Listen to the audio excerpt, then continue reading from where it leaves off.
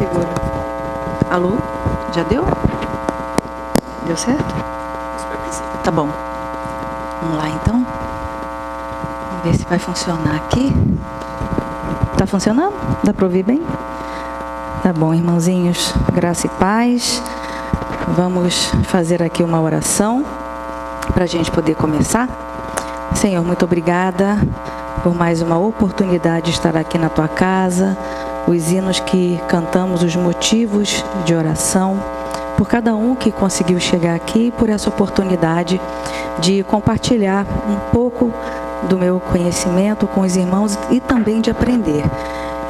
Como o Dani falou, Senhor, que não haja ninguém querendo aparecer, mas que eu seja apenas um instrumento em tuas mãos para sempre, para a honra e glória do teu nome. Em nome de Jesus, amém.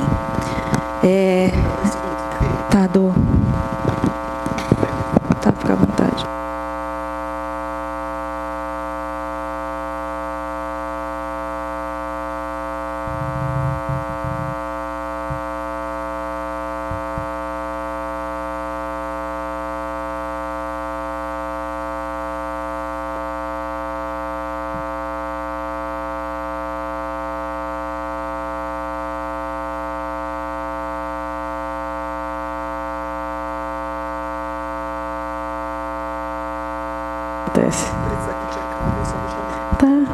Tá bom.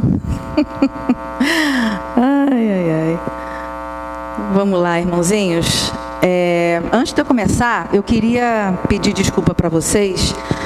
Na semana passada, eu cometi um erro. Eu citei um texto errado para falar a coisa certa.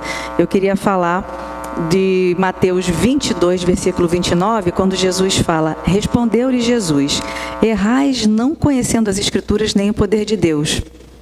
E eu acabei citando Mateus 5,39, mas esse era o versículo que eu queria citar.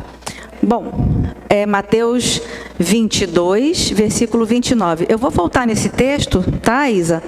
Mas eu queria primeiro fazer essa correção, porque na semana passada eu acabei citando errado. Bom, só para repassar um pouquinho, na semana passada nós começamos a falar sobre apologética cristã, né? Nós falamos sobre o conceito de apologética. Eu também falei sobre algumas regrinhas, né, que aqui não é uma pregação, não é uma palestra também, então quem quiser interromper, quiser fazer pergunta, quiser fazer algum comentário, fique à vontade. Eu também falei que nós não vamos criticar outras denominações, porque isso não é apologética e nem está de acordo com as Escrituras, pelo contrário. E hoje eu gostaria de compartilhar com vocês sobre a importância da apologética cristã. Eu não sei se vai dar certo de passar aqui. Acho que não, mas não tem problema. Não tem problema. Tá, não tem problema. Eu vou falando aqui porque eu trouxe material aqui escrito. Não tem problema se não passar no slide, está tudo em paz. Bom, o primeiro ponto importantíssimo de nós entendermos sobre apologética cristã, por que é tão importante, lembrando que a apologética cristã é aquela área da teologia onde nós estudamos os motivos da nossa fé. Tanto como os meninos aqui falaram, para a gente evangelizar, saber conversar com as pessoas, quando as pessoas questionarem o porquê que nós cremos na Bíblia. Por que Jesus e não Maomé, por exemplo? Por que não ser ateu? Né? Acreditar que aqui é só matéria, que acabou aqui, não tem mais nada? Viemos do nada e vamos partir para o nada. Né? Então, a gente tem que estar preparado. Quando alguém nos confrontar, por exemplo, e aí mais para frente eu vou trazer esse material aqui para vocês, nos confrontar com algum texto bíblico. Se Jesus é filho de Deus, como ele é Deus? Tudo tem saída dentro da verdade. Então, a gente tem que estar preparado para fazer esse tipo de abordagem com as pessoas, tanto de maneira se formos evangelizar, se formos esclarecer dúvidas, ou mesmo para esclarecer as nossas próprias dúvidas. Então, o primeiro motivo de estudar apologética é para a gente conhecer a palavra de Deus. É impossível defender a fé corretamente sem conhecer a palavra de Deus. E não é simplesmente para tirar dúvida, é para nós mesmos. A gente precisa se aprofundar na palavra de Deus, conhecer qual é a relação do Antigo com o Novo Testamento. Jesus está no Antigo Testamento. E muitas vezes, quando a gente estuda uma história, por exemplo, quando a gente estuda a história de Sara e Abraão, normalmente as pessoas estudam para dizer, olha que bom, olha, persiste, Sara esperou não sei quantos anos para ter filho, então você também precisa ter fé. Existe um valor ali, mas é muito mais do que isso. Quando a gente estuda também a vida de Noemi e de Ruth, a gente pensa, Noemi e Ruth, elas tiveram momentos difíceis, perderam seus maridos. Não é simplesmente o valor moral dessa história, não é, Helena? Mas ali, por exemplo, Noemi e Ruth foi bisavó de Davi, que apontava para o Rei dos Reis, o Senhor Jesus, que viria depois, né? Então, a gente tem que aprender, por exemplo, todos os sinais de que Jesus já estava ali, vamos falar assim, entre aspas, escondido no Antigo Testamento, né? Então, a gente precisa realmente estudar a Bíblia. E tem uma comparação que a gente costuma fazer também, à medida que a gente lê todas as provações, todas as quedas, e aí depois, como por exemplo, os juízes, eles apareciam, né? E aí o povo se arrependia e a gente fica criticando, mas o povo, poxa, viu o milagre do Senhor e agora está aqui idolatrando, como se nós fôssemos os juízes da época de Israel, pensando, como eles eram teimosos. Mas não é só isso, né? A história de Israel, ela tem um reflexo na nossa vida até hoje. Vou dar só um pequeno exemplo aqui, não vou entrar nesse detalhe, mas é mais para ilustrar a importância de nós conhecermos o Antigo Testamento, o Novo Testamento e como que eles estão conectados com a nossa vida. Quando o povo de Israel foi liberto da escravidão do Egito, eles foram libertos. Primeiro tivemos o sangue do Cordeiro, que foi passado nas portas, o anjo da morte passou e não levou nenhum do povo de Deus. Depois de libertos da escravidão, eles foram para o deserto, receberam as tábuas da lei e foram para a terra prometida. Isso tem um claro paralelo com a nossa vida. Nós fomos libertos da escravidão pelo sangue do Cordeiro, né? Conhecemos a lei de Deus, estamos peregrinando aqui nessa terra e vamos para Canaã, que é a vida eterna com o Senhor. Então, é bonito, né, Isa? Mais do que bonito, é uma realidade. Então, e tem até uma coisa interessante aí, que eu aprendi também, que a libertação do povo de Israel, primeiro, para depois receber as tábuas da lei, as leis do Senhor, também diz respeito à nossa vida, porque você é liberto do pecado, não por obras. Tanto é que eles foram libertos da escravidão e depois eles receberam as tábuas da lei. Então, é muito bonito quando a gente aprende, mas isso é à medida que a gente vai se aprofundando na palavra de Deus. Um outro ponto também que é importante é apoiar no discipulado, ajudar outras pessoas no entendimento das Escrituras, que é também uma outra atividade, que é um mandamento do Senhor, fazer discípulos, né? E, por isso, se a gente não apoiar no discipulado, sem conhecer a palavra de Deus, a gente pode ensinar coisas erradas. No final, eu vou contar uma história real que aconteceu nos Estados Unidos. Um outro ponto também, exatamente o ponto que os meninos trouxeram aqui, que é a evangelização. Como que vamos defender corretamente a fé cristã sem conhecer a palavra de Deus? Isso é impossível. Se você não conhece a palavra de Deus, você pode tanto falar coisas erradas como levar outros a errarem. Quantas vezes a gente vê aí igrejas, e aí sim, não estou falando das denominações, mas igrejas que deturpam o evangelho, não é, Helena? para ganhar uma vantagem vendendo a teologia de prosperidade. As pessoas, não é, Isa? Elas fazem a oração como se fosse um pedido de compra. Né? Como se Deus fosse um iFood espiritual, onde você coloca seus pedidos e você espera chegar. Né? Então, se a gente não conhecer a palavra de Deus, se a gente não evangelizar corretamente, a gente pode levar muitos a pecarem. Eu me lembro, por exemplo, vou dar um exemplo aqui para vocês. No século XIX, por volta de talvez 1830, tá? Uma pessoa cristã, ele leu uma poesia. Ele leu uma profecia no livro de Daniel. E dali ele fez uma correlação de 1260 dias. E fazendo as contas, ele estudando sozinho, fazendo as contas, ele determinou que Jesus ia voltar em 21 de março de 1843. Olha aí, Helena. Tá? Bom, já tem um erro aí. Ele já não seguiu o primeiro ponto do que eu havia falado aqui, que é entender a correlação do Antigo com o Novo Testamento. Jesus, ele fala claramente que ninguém sabe o dia e a hora que ele vai voltar. Então, como que a pessoa pode pegar um texto de Daniel, fazer uma conta e marcar a data de que Jesus iria voltar? Bom, o que aconteceu, Helena? Milhares de pessoas acreditaram nessa volta do Senhor Jesus.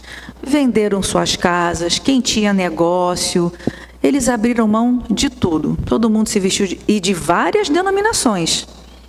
Várias denominações acreditaram nessa volta do Senhor Jesus com dia e hora marcado, tá?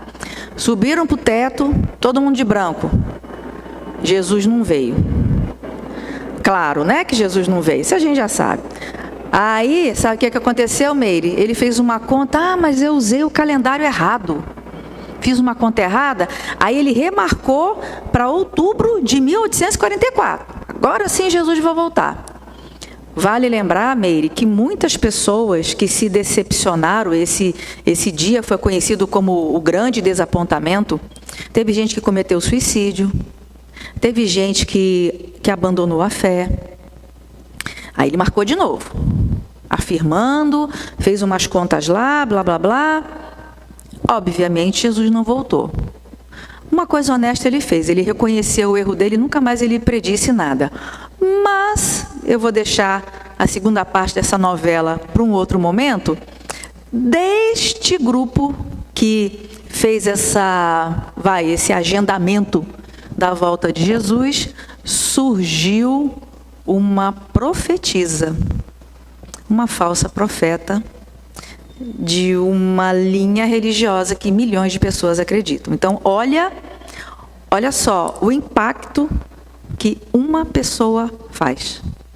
Por não conhecer a palavra de Deus, levou a muitos a errarem, pregando algo completamente diferente do que o nosso Senhor Jesus disse claramente no Evangelho. E olha só a importância de você estudar a palavra de Deus. Eu estava vendo ontem e hoje um vídeo que era um testemunho de um rapaz, o nome dele é Nabil Qureshi. Ele é de família muçulmana, foi criado nos Estados Unidos. E ele, na faculdade, ele conversando com um amigo, ele era ateu, mais ou menos, sabe? Então, ele não era ateu, ele era muçulmano, na verdade, perdão, ateu era um outro, me desculpem. E ele foi debochar do amigo dele, lá do colega dele. Ah, você está ligado aí, né, que esse livro é um livro falso e tal. E aí o amigo dele falou assim, é mesmo, é? O amigo dele era cristão, mas ele estudava a palavra de Deus. Helena, essa história é muito bonita. Esse rapaz, ele foi debatendo com um amigo dele, debatendo sobre as Escrituras. O amigo dele provou para ele, mostrou para ele por A mais B, como nós vamos fazer aqui mais à frente, que a Bíblia é um livro confiável, que Jesus realmente morreu e ressuscitou. E ele desafiou esse amigo dele a comparar a vida de Jesus com a vida de Maomé. Helena, eles ficaram 4 anos debatendo. 4 anos. O amigo não desistiu dele, o amigo dele cristão. No final das contas, ele se converteu ao cristianismo. Ele escreveu um livro que se chama Buscando Alá, Encontrei Jesus. Lindo. Bom, ele pregou o evangelho, escreveu esse livro, sabe? Viajou o mundo todo falando de Jesus. Muitas pessoas, com certeza, foram tocadas pelo testemunho dele, que é muito bonito. E ele faleceu de câncer no estômago com 34 anos. Mas ele deixou esse legado para a honra e glória do Senhor. Olha a importância. Tudo isso nasceu de uma amizade com outro cristão que ensinou corretamente, através de estudos mesmo de apologética, e por isso que nós falamos na semana passada que nós cremos no Senhor e nós temos que amá-lo com tudo que fazemos, tudo que sentimos, tudo que pensamos. A gente não deixa o cérebro quando vem para a igreja e nem deixa o cérebro porque vira cristão, né? Então temos esse exemplo dele. Eu li também outro dia a história de um advogado, o Frank Morrison, um americano. Ele era incrédulo e ele começou a estudar sobre, eu não lembro qual era o tema, acho que era a ressurreição de Jesus. Era um tema bíblico que ele falou, não, eu vou estudar para refutar isso aqui, para mostrar que não é verdade. No final, ele se converteu. Não sei se vocês já ouviram falar, mas tem um filme que se chama Ben-Hur. Vocês já ouviram falar? Então, o escritor, ele também queria combater algo relacionado à nossa fé, e no final das contas, nessa de combater, ele acabou se convertendo também. Então, é importantíssimo e é fundamental nós sabermos argumentar, evangelizar corretamente, e para isso a gente precisa conhecer as Escrituras. Não é conhecer de qualquer maneira, tirando o texto fora de contexto, porque isso pode fazer tanto, assim, a irresponsabilidade de levarmos as pessoas a conhecerem um Jesus que não é o Jesus verdadeiro, né? E nisso a gente tem que tomar muito cuidado, né? Tanto se a gente crê num Jesus que não é verdadeiro, né? Nós estamos crendo num ídolo. Muitas vezes a gente acha que ídolo é uma imagem de escultura perante a qual você se ajoelha. Se você faz uma imagem errada de Deus, como tem realmente religião aí que afirma que Jesus é irmão de Satanás. E eles acreditam que são cristãos. A gente vai entrar nesse detalhe quando formos falar de seitas e heresias. Então, se você diz que conhece a Jesus, mas o seu Jesus não é o bíblico, você está, na verdade, idolatrando uma imagem que não é correspondente. Por isso que Jesus, ele muito óbvio, muito sabiamente, em João 14, versículo 6, ele fala: eu sou o caminho, a verdade e a vida. Faria diferença, Helena, se ele falasse assim: eu sou o caminho, o amor e a vida.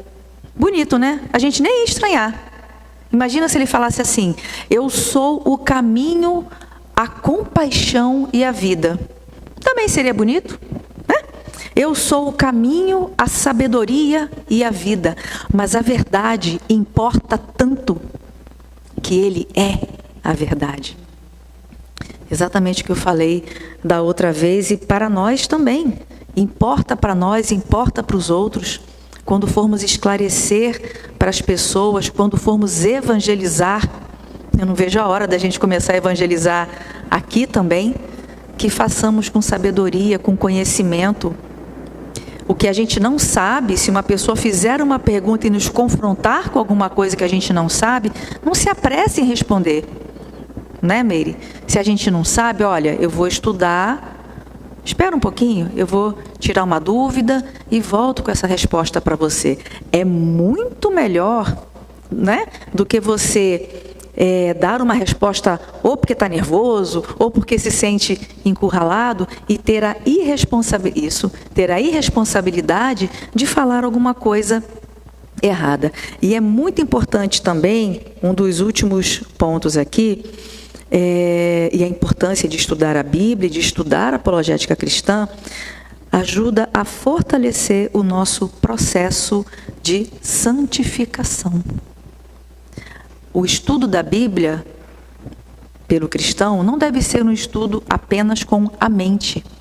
Ele tem que ser de coração aberto. E uma vez eu ouvi uma frase que eu achei muito bonita e eu concordo. Quanto mais você lê a Bíblia buscando a verdade, mais a Bíblia lê você de volta. Se você lê a Bíblia buscando conhecer a palavra de Deus, buscando conhecer a vontade de Deus, você vai se aperfeiçoar na sua santificação, que é tornar-se mais parecido com o Senhor Jesus. Mais você vai abrir mão de você mesmo, do seu egoísmo, da sua falta de perdão, do seu rancor, né? Da sua vontade de querer aparecer, da sua vontade de querer se vingar, né? Especialmente do perdão, que muitas vezes é muito difícil entender o que significa amar ao próximo como a ti mesmo, né? Amai-vos uns aos outros, assim como eu vos amei, é o segundo nível do amor. E o terceiro é nós termos um amor como o pai ama o filho. E fazendo essa conexão, por isso, mais uma vez, eu volto a reforçar que não é bíblico criticar outras denominações. Lá em Marcos 9 e Lucas 9, vocês lembram quando João chegou para Jesus e falou: mestre, nós vimos alguém ali que estava expulsando o demônio em teu nome, nós o repreendemos, sabe? Tipo assim, não é da nossa turminha, né? Não é da nossa panelinha. Jesus na mesma hora falou: não, nada disso, sabe? Então não é bíblico ficar criando esse tipo de, né? Esse tipo de divisão, e nós jamais iremos demonstrar o verdadeiro amor de Deus se a gente ficar criticando um ao outro, uma denominação e outra.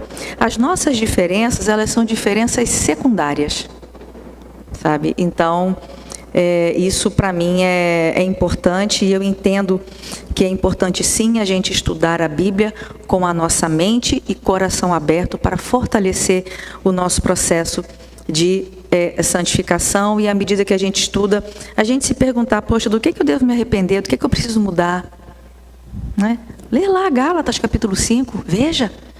Fruto do Espírito e as obras da carne. Quais daquelas obras da carne que você precisa abrir mão? Qual o gominho do fruto do Espírito que você precisa, né, trabalhar com o Espírito Santo? Você vai conseguir. Então, estudar a palavra de Deus de coração aberto é importante para a gente aprender a defender a nossa fé, mas para a gente também fortalecer o nosso processo de santificação.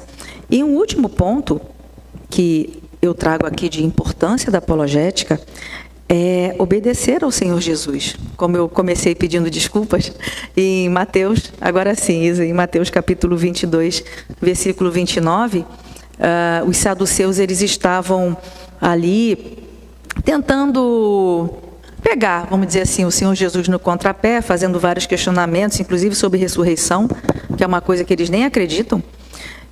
Falando se uma mulher casa com o marido, com o irmão do marido, blá, blá, blá. E Jesus respondeu para eles: olha, respondeu-lhe Jesus: errais, não conhecendo as Escrituras, nem o poder de Deus. Então, isso não está aqui na Bíblia à toa. Tá? A gente sabe que tem coisas na Bíblia que aconteceram naquela época e ficou lá.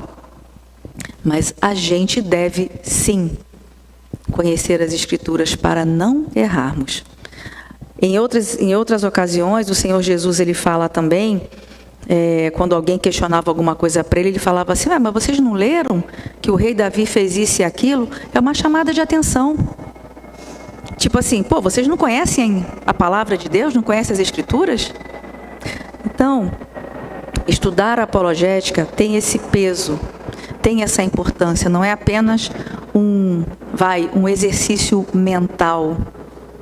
Nós devemos sim amar o Senhor Jesus de todo o nosso coração, tudo que nós sentimos, de toda a nossa alma, tudo que nós somos, de toda a nossa força, com tudo que fazemos, e de todo o nosso entendimento, com a mente aberta para conhecer a palavra dele entender que o Antigo Testamento e o Novo Testamento estão super conectados, né? Nas palavras do pastor Hernandes Dias Lopes, o Novo Testamento ele está escondido no Velho e o Velho se revela no Novo. Tem até um termo que algumas pessoas usam, que é o Deus do Antigo Testamento e do Novo. Nada mais errado e contra o atributo de Deus. Se Deus fosse um no Antigo Testamento e outro no Novo, você está dizendo o quê? Que ele muda. E Deus é imutável. Né? Então, conhecer a palavra de Deus nos ajuda a tirar essas dúvidas, até bem, para mim, uma total heresia, tá? Você dá um atributo a Deus totalmente diferente do que ele é. Então, a apologética, ela traz isso para a gente. Ela nos mostra a importância de conhecer a palavra de Deus, apoiar no discipulado, evangelizar, como foi falado aqui, né, até motivo de nossa oração, fortalecer o nosso processo de santificação. Quanto mais você lê a Bíblia de coração aberto, mais a Bíblia te lê de volta, né? E obedecer ao Senhor Jesus. E aí eu deixo aqui com vocês uma curiosidade, e a gente vai falar mais sobre o Senhor Jesus, porque Ele é a palavra. O Salmo 119, o belíssimo Salmo 119, o maior, vamos falar assim, o maior capítulo que a gente tem na Bíblia, né? Tem 176 versículos, ele é todo a respeito da palavra de Deus. E ele tem, pelo menos da última vez que eu fiz um estudo do Salmo 119, ele tem quase 40 verbos a serem aplicados. Interessante, né, Helena? Quase 40 verbos a serem aplicados a respeito da palavra de Deus. Temer, amar, meditar, guardar, compreender. Então, esses 40 verbos não estão lá à toa. É para que nós possamos entender a palavra de Deus. E para finalizar, eu queria contar para vocês, eu falei para vocês que eu ia contar uma história. Na década de 70, um americano chamado Marshall, ele começou ele teve alguns problemas, tá? Até de certa forma psicológicos, e ele começou a buscar um sentido na vida dele. E ele começou a acreditar em disco voador, ele começou a acreditar em disco voador. A esposa separou dele, ele foi parar no hospital e ele conheceu uma outra mulher que também era muito ligada em disco voador. Ela recebia uma visita que ela dizia que era um guru que aparecia para ela. Bom, a gente sabe bem que não é bem guru que apareceu para ela, né? Isso a gente já entendeu, né? Que ele citava algumas coisas para ela e tal. Eu sei que os dois se uniram, tá? E eles fundaram uma religião. Bom, essa religião que eles fundaram se chamava Portais do Céu. Para piorar, eles leram um texto de Apocalipse 11 que falava sobre duas testemunhas. E eles se identificaram como sendo eles aquelas duas testemunhas ali de Apocalipse. A trama se adensa. Bom, e pensa, Dani, quase 200 pessoas seguiram eles. Como que terminou essa história? Inclusive, na seita deles, tinha pessoas que eram até da área da ciência da computação, tinha gente de classe média alta, tinha um senhor que ele tinha 6 filhos, um casal, Helena, que fazia parte dessa seita, eles tinham uma filha de 10 anos. Eles abandonaram a filha deles e foram seguir esse casal. E eles viveram reclusos, eles moravam escondidos, sabe? Aí depois, todos eles rasparam a cabeça, usavam o mesmo modelo de roupa, era tipo blusa de botão de homem, tanto homem quanto mulher, tá? Usavam o mesmo tipo de roupa, enfim. Aí a mulher, que era dessa seita, eles combinaram lá, o casal, combinaram que, na verdade, eles eram ETs de verdade que estavam aqui em forma humana. Bom, vou deixar aqui porque é o item, sem problema.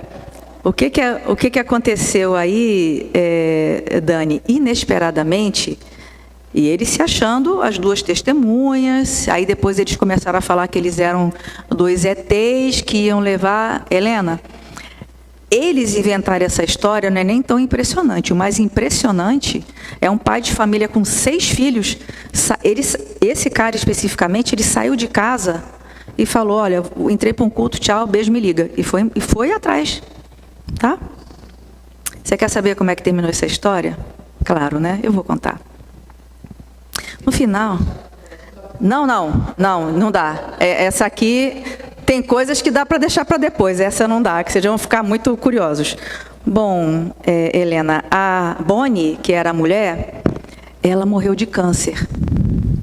E eles não esperavam isso, porque eles falavam para os seguidores da seita que eles eram os ETs que estavam ocupando esse veículo, aqui como eles falavam, né? Veículo. Bom, no final das contas, o homem que ficou, ele convenceu as 37 pessoas a cometerem um suicídio coletivo. Resultado, em março de 1997, 38 corpos foram encontrados dentro de uma mansão na Califórnia, lá em Santa Fé. Tá, Isa? Eles tomaram... Tem outras coisas que são mais grotescas que eu vou evitar, tá? Que tem muito mais coisa aí. Eles tomaram uma mistura de alguma coisa de maçã, e, enfim, barbitúrico, vestiram a mesma roupa e tinham um pano assim em cima deles e tênis, e eles deitados assim, sabe? Todo mundo morto, tá? Vocês querem saber quem eram os dois? Um veio de um lar presbiteriano, o outro era batista. Esse que era presbiteriano, o homem, né, era um casal, lembra? Esse que era presbiteriano, ele ia ser pastor, veio de uma família que o pai dele era pastor. A mulher era de um lar batista e tinham vários cristãos também nessa seita. Então, irmãos, estudar a palavra de Deus é uma coisa muito séria. E a gente nunca deve subestimar o poder do inimigo. Tá? Quem está em pé, cuide para que não caia. Esse livro aqui, ele não é um livro místico. A verdade importa porque a verdade é uma pessoa. E para nós, estudar a Bíblia, e como o Everton falou com muita propriedade, levar a palavra de Deus é fundamental, mas nós não devemos jamais menosprezar a importância de estudar a palavra de Deus, de estarmos fundamentados na verdade. Por isso que apologética cristã pode parecer um termo chique, mas não é nada mais do que a gente se aprofundar e conhecer a palavra de Deus para conduzir outros da maneira correta. Eu não consigo imaginar o que se passa na cabeça de uma pessoa, de um pai com 6 filhos, seguir um homem que diz que é um ET, a ponto de se matar. E outras coisas piores que eu vou poupar vocês, tá? Pessoas que vieram de lares cristãos e tinham cristãos no meio deles. Não era gente, vamos falar assim, não eram pessoas humildes, eram pessoas de classe média alta, tinham pessoas ricas ali, tinha gente da ciência da computação e tinham cristãos também. Então, eu vou finalizar falando para vocês uma coisa. Deus, ele não brinca de ser Deus. E Satanás não brinca de ser Satanás. E nós? Será que a gente brinca de ser crente? Será que a gente está dormindo? O quão sério a gente leva a palavra de Deus? E qual o impacto da nossa vida, como, né, o Dani falou, da gente, qual é o nosso papel na nossa casa, na igreja? Qual é a responsabilidade, né, como o Everton falou de pregarmos a doutrina correta. Isso, gente, é muito sério. São muitas pessoas. Eu estou dando um exemplo aqui, a gente vai falar de outros também, tá? Mas são muitos exemplos de pessoas que se perdem, que acham que a Bíblia é um menu de restaurante, onde você lê e você escolhe o que você quer, o que não te agrada você não quer. Amar importa. Amar ao próximo importa. Amar o inimigo importa. Numa outra situação eu vou falar sobre os 3 graus do amor, que eu adoro esse aprendizado, eu já compartilhei algumas vezes, eu vou repetir aqui porque importa. Se você ama o próximo, você se importa onde ele vai passar a eternidade. Não é numa perdição, não é numa seita onde a pessoa vai se matar e outras coisas mais. Então, é um pouco pesado, tá, Helena? E eu resumi muito e cortei muita coisa aqui que é bem pesada. Mas é para ilustrar para vocês que a pessoa que se perde... Aliás, inclusive muitos ateus vieram de lares cristãos, tá? Esses não. Esses já vieram de lares cristãos e fundaram uma coisa que os levou à própria morte e levaram outras pessoas também. Imagina o impacto de outras pessoas. E tem mais. Eles tinham 200 pessoas, no final morreram ali com eles 38 pessoas, né? A mulher já tinha morrido antes de câncer. Mas teve pessoas que tinham saído da seita e cometeram suicídio para ir atrás dele na nave espacial. Porque o que ele vendeu, impressionante, Isa, ele vendeu que eles iam se matar, porque uma nave espacial, após a morte, vinha para levar eles para um outro, que eles chamavam de próximo nível. Pessoas que partiram para a condenação eterna. Mas isso não é para a gente nem debochar, nem rir, nem achar engraçado. Eu tenho a minha fé, tudo bem. Não. Para finalizar, vou repetir. Deus não brinca de ser Deus e Satanás não brinca de ser Satanás. Pergunta para ser respondida entre nós. E nós? A gente está brincando de ser crente? Então, contei o final dessa série, né, Helena? Sem suspense. Mas eu termino aqui por hoje. Na próxima semana eu tenho a expectativa de começar a falar com vocês sobre a verdade, o conceito de verdade e a verdade maior de todas, que é o nosso Senhor Jesus. Viu? Muito obrigada, que Jesus abençoe vocês, obrigada pela atenção. E vamos orar também. Senhor, muito obrigada pela oportunidade de compartilhar um pouco de conhecimento aqui com os irmãozinhos e também de refletir e aprender à medida que eu estudo e me aprofundo aqui também nesses ensinamentos de apologética. Leva, Pai, a cada um em paz, que possamos amanhã descansar nesse feriado, dar-nos um descanso, dar-nos a paz do Senhor em nossas vidas e reforçamos os pedidos de paz no mundo e que nós possamos fazer também o nosso papel como igreja de evangelizar corretamente a Tua palavra. Muito obrigada, Senhor, é tudo isso que eu te peço e te agradeço. Em nome de Jesus. Amém e amém.